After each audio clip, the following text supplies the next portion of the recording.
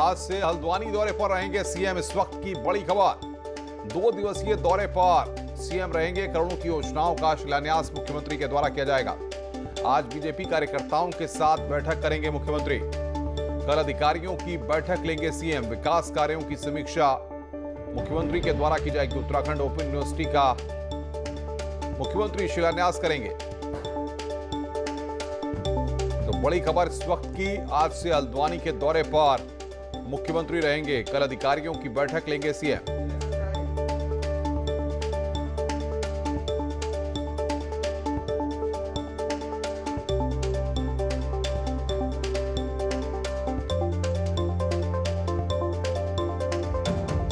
तो आज से हल्द्वानी के दौरे पर मुख्यमंत्री रहेंगे। बीजेपी कार्यकर्ताओं के साथ बैठक करेंगे सीएम। विकास कार्यों की समीक्षा मुख्यमंत्री करेंगे।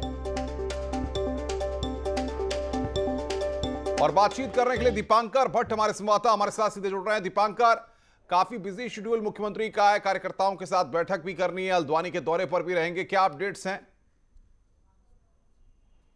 बिल्कुल अनुपम, अगर 18 फरवरी और 18 मार्च की अगर बात करें तो ठीक 1 महीने का वक्त यहां से बचा है, जब सरकार के 4 साल कंप्लीट होंगे। और अभी तक की अगर बात करें मुख्यमंत्री के दौरों की, अगर कोविड पीरियड के बाद की, तो मुख्यमंत्री तमाम डिस्ट्रिक्ट का दौरा कर चुके हैं। अभी हाल ही में मुख्यमंत्री ने चमोली, रुद्रप्रयाग और उसके उत्तरकाशी का दौरा किया और आज हल्द्वानी का दौरा मुख्यमंत्री करने वाला है, जहाँ पार्टी कार्यकर्ताओं से मुलाकात का कार्यक्रम है। वहां पर जो ऑफिशियल्स हैं जिले के, उनसे मुलाकात का कल कार्यक्रम है और इसके अलावा ओपन यूनिवर्सिटी में एक बड़ा कार्यक्रम है। तो मुख्यमंत्री का जो अभी तक डिस्ट्रिक्ट हेडक्वार्टर्स का दौरा था, अब हल्द्वानी कुमाऊं का एक बड़ा शहर, और इस शहर से कहीं ना कहीं राजनीतिक समीकरण भी तय होते हैं कुमाऊं मंडल के। और कुमाऊं मंडल के 6 डिस्ट्रिक्ट्स में 29 सीटें हैं यहां पर विधानसभा की। तो इन 29 सीटों में एक मैसेज सेट करने वाली बात है। और नंबर 2 बात की चुनावी साल है, उस चुनावी साल में जो हर गतिविधि है, वो चाहे संगठन के लिहाज से हो या सरकार के लिहाज से हो, सरकार के कामों को आगे बढ़ाने की बात हो या फिर कार्यकर्ताओं के साथ जोड़कर चलने की बात हो, यानी कुल मिलाकर मुख्यमंत्री का मकसद यही है, यह सरकार का मकसद यही है कि साल 2022 में बीजेपी एक बार फिर से सत्ता में लौटे। और अब वक्त बहुत कम है अनुपम, यानी बिल्कुल बिल्कुल दीपांकर, तक का सबके बीच में संगठन और सरकार के बीच में तालमेल और ब्यूरोक्रेसी यानी कि अधिकारियों को भी कहीं ना कहीं टारगेट फिक्स करके आगे के लिए सोचने के लिए मुख्यमंत्री ने पूरी तरह से तैयार कर दिया है। इसीलिए लगातार अधिकारियों के साथ भी बैठक हो रही है और समीक्षा का दौर भी हो है।